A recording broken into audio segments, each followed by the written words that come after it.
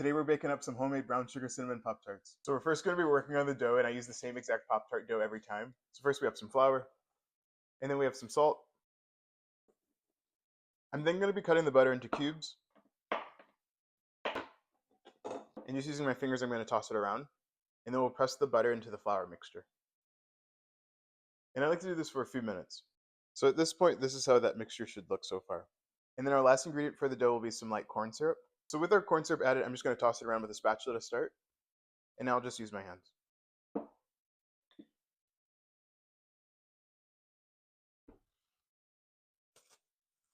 So now with our dough wrapped up and prepared, we're going to put it in the fridge to get nice and cold. Our dough is nice and cold, so now we're going to be rolling it out.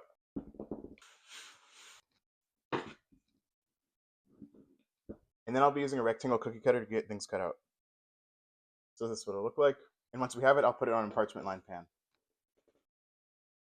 So I was able to get 14 rectangles cut out, which will make 7 Pop-Tarts. But next we're going to be working on the brown sugar cinnamon filling for the Pop-Tarts. So I have some melted butter, and I'm going to add some brown sugar.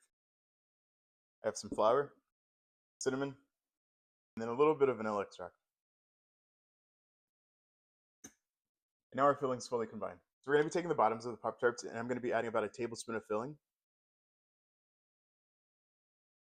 I'm next going to be brushing some water around the edges. I'll then take one of the tops, and then we'll get it covered.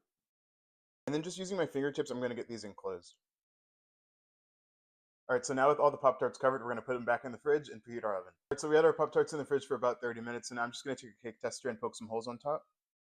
With our oven set to 300, these will go in there for about 28 minutes. Alright, so I started out with 7, but one of them came out pretty bad, so we're going to remove that one, but I had 6 come out pretty good, so I like how they look. They're going to cool for a little bit longer, and while they do, we're going to work on the frosting. So the frosting's pretty simple. It just starts with some powdered sugar. We have some cinnamon, some vanilla, and as you can see, I'm running out, and then a little bit of heavy cream. So our frosting's ready, and I just added it to this bag to pipe on, but you can, of course, just use a spoon or a spatula if you want. So whenever I frost Pop-Tarts, I like to start off by doing a rectangle outline. And after a few minutes of the outline set, we're going to fill everything in.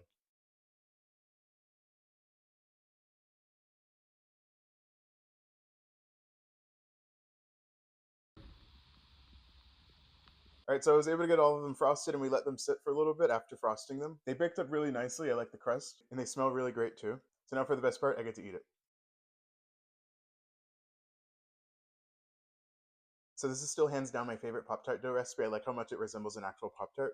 And the brown sugar cinnamon is definitely one of my favorite flavors for sure. To me, it tastes almost identical to the ones you can get at the store. So I know there are a couple of different flavor requests and suggestions in the caption, so I'll be sure to try those out soon. And I'll definitely have the recipe details in the caption.